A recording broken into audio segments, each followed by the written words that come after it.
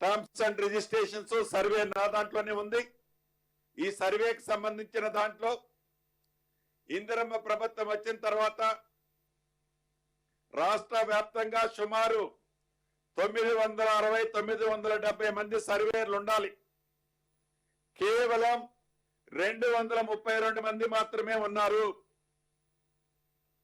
ఈ రాబోయే కొద్ది రోజుల్లోనే ఈ సర్వే డిపార్ట్మెంట్ కు సంబంధించింది ఉన్న వాళ్ళు కాకుండా ఇంకొక 1000 మందిని ఈ వ్యవస్థలో ఈ ప్రభుత్వం తయారు చేస్తుంది.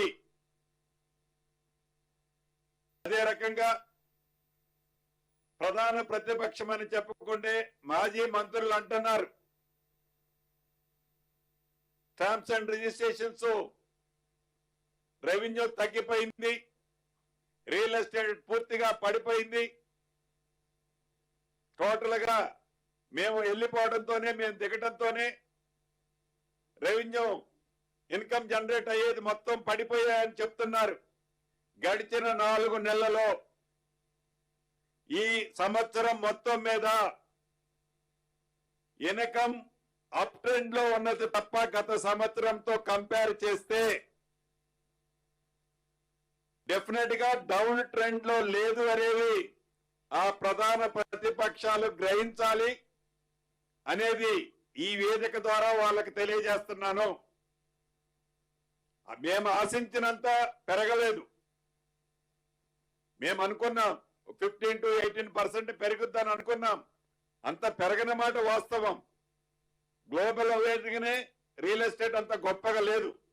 అయినా కూడా మన తెలంగాణ రాష్ట్రంలో అప్ ట్రెండ్ లో ఉంది తప్ప డౌన్ ట్రెండ్ లో లేదు అనేది ఆ మిత్రులు గమనించాలని వారికి కూడా ఈ వేదిక మీద నుంచి తెలుపుతూ ఈ స్టాంప్స్ అండ్ రిజిస్ట్రేషన్ కి సంబంధించిన సబ్ రిజిస్ట్రార్ ఆఫీసులను కూడా గతంలో చెప్పిన విధంగా ఇప్పటికే కొన్ని ఐడెంటిఫై చేశాం. సిఎస్ఆర్ ఫండ్స్ ద్వారా కొన్ని సంస్థలతో ప్రభుత్వం నుంచి రూపాయి ఖర్చు లేకుండా ఒక అధునాతనమైన భవనాలని రిజిస్టర్ ఆఫీసుల్ని అతి కొద్ది రోజుల్లోనే మనం స్టార్ట్ చేసుకోబోతున్నాం, అంటే శంకుస్థాపన చేసుకోబోతున్నామని రాష్ట్రంలో ఉండే రియాలిటీ వాళ్ళందరికీ కూడా ఈ వేదిక ద్వారా తెలియజేస్తున్నాను. చిట్ట చివరిగా నేను చెప్పదలుచుకున్నది ఒక్కటే. ఒక సామాన్యుడు, ఒక గ్రామీణ ప్రాంతంలో ఉండే ఒక పేదవాడు తను ఒక ఓటు ద్వారా తెలంగాణ రాష్ట్రంలో మార్పు తీసుకొస్తే ఈ మార్పు ఫలితాలు ఆనాడు 10 సంవత్సరాలు పరిపాలించిన ప్రభుత్వం ఏదైతే పరిపాలించిందో దానిని మరిపించే విధంగా ఈనాడు గౌరవ ముఖ్యమంత్రి రేవంత్ రెడ్డి గారి నాయకత్వంలోని ఈ ప్రభుత్వం పని చేస్తుంది. సంవత్సరం క్రితం పేదవాళ్ల గుండెల్లో ఏ రకంగా అయితే ఇందిరమ్మ వారి గుండెల్లో ఉందో సంవత్సరం తర్వాత పరిపాలన కూడా అంతే గుండెల్లో ఉంది. రాబోయే 4 సంవత్సరాల తర్వాత కూడా అదే విధంగా ఉండే విధంగా ఇందిరమ్మ పరిపాలనలో మేమందరం కష్టపడి పనిచేస్తామని రాష్ట్ర ప్రజలందరికీ మీ ద్వారా తెలుపుతూ సెలవు తీసుకుంటున్నాను. ఇక్కడ నేను కూడా విన్నాను మీ మీడియా మిత్రుల ద్వారానే, ఏదైతే ఛార్జ్ షీట్ ఇచ్చారో ఇంకా వారికి జ్ఞానోదయం కాకపోవటం చాలా బాధాకరం. ఛార్జ్ షీట్ మా మీద కాదు ఇవ్వాల్సింది. 10 సంవత్సరాలు పరిపాలించిన మీ ప్రభుత్వానికి హాస్పిటల్లో ఒక పేషెంట్ జాయిన్ అయితే, హాస్పిటల్లో ఒక పేషెంట్ వైద్యం కోసము జాయిన్ అయితే డిశ్చార్జి షీట్ ఎలా ఇస్తారో వారికి 10 సంవత్సరాల పరిపాలన మీద డిశ్చార్జ్ షీట్ వారికి ఇచ్చారు. ఇచ్చే సంవత్సరం కాకముందే అప్పుడే ఈ ప్రభుత్వం మీద వారు అధికారంలో ఉన్నప్పుడు చేసిన ఈ మేర్పాలనే ఈ రోజు కొన్ని మనకి కనిపిస్తున్న నష్టాలు. ఉదాహరణకి హాస్టల్స్ బాట పడతాం, రెసిడెన్షియల్ స్కూల్ బాట పడతామని చెప్పారు. అంతకంటే ముందు వరికల్లాలు బాట పడతామన్నారు. వరికల్లాలు బాట ఇల్లు పట్టక ముందే రైతుల ఇళ్లకి ఎలాంటి సమాధానం చెప్పారో చూశారు. ఇవాళ రైతులు ఎంత హ్యాపీగా ఉన్నారో చూశారు. ఎమ్మటే ఆ వరికల్లాల బాట మానేశారు. ఇప్పుడు హాస్టల్స్ బాట పట్టారు. అసలు హాస్టల్స్ బాట పట్టి హాస్టల్స్ లో ఈ రోజు జరుగుతున్న ఇబ్బందులకు అసలు కారకులు ఎవరండి? హరీష్ రావు గారు, మీరు మీ ప్రభుత్వం కాదా? 10 సంవత్సరాల పరిపాలన కాదా?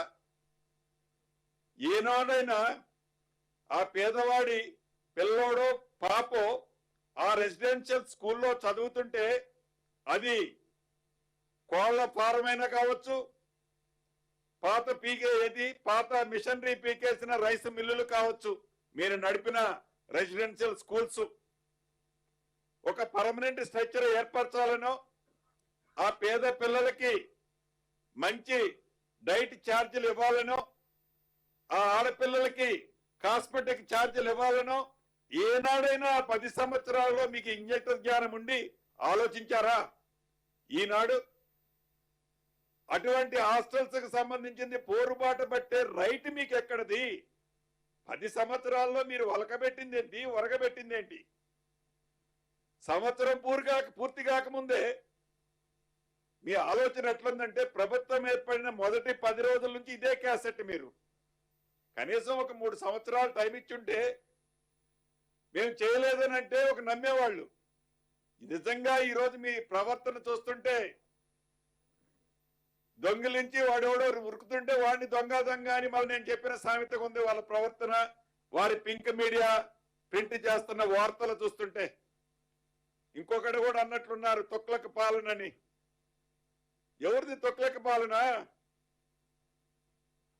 ఎర్రవెల్లి ఫామ్ హౌస్ లో నడుపుతున్నది తొక్లక పాలన, లేకపోతే సెక్రటేరియట్ లో నడుపుతున్నది తొక్లక పాలన?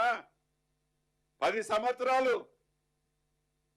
సంవత్సరాలు ఆ తొక్లకని మించిపోయి తొక్లక మనస్తత్వానికంటే ఇంకా 10 రెట్లు ఎక్కువ చదివి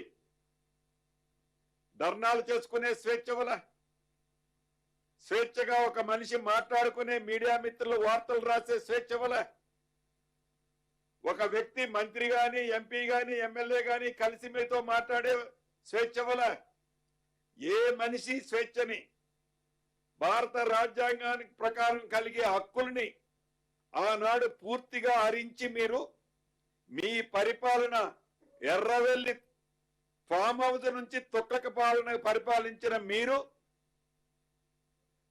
ఇందిరమ్మ రాజ్యంలో నిత్యము గౌరవ ముఖ్యమంత్రి గారు, మంత్రులము, మేమందరం ప్రజల మధ్యనే ఉంటూ ప్రజల కష్ట సుఖాల్లో బాలు పంచుకుంటూ ధనిక తెలంగాణ రాష్ట్రాన్ని మీరు అప్పుల రాష్ట్రంగా మారిస్తే ఆ అప్పులు మిత్తి కడుతూ ఇచ్చిన హామీలు నెరవేరుస్తూ ప్రతి అంశానికి అండగా ఉండి నిత్యము సామాన్య ప్రజలకి అందుబాటులో ఉండి ప్రజల కష్ట సుఖాలు తీరుస్తున్న ఈ పరిపాలన తొక్లక పాలన? 10 సంవత్సరాలు పరిపాలించిన మీరు తొక్లకని రాబోయే ఇంకా 40 సంవత్సరాల దాకా తొక్లక పాలన అంటే మీరు గుర్తించే విధంగా పరిపాలించిన మీ పరిపాలన తొక్లక పాలన? ఒక్కసారి వాళ్లే ఆత్మ పరిశీలన చేసుకోవాలా? సార్, మంత్రి గారు, ఇప్పుడు మీరు విఆర్ఓ వ్యవస్థను పునరుద్ధరిస్తున్నారు కాబట్టి వీఆర్ వెరీ హ్యాపీ.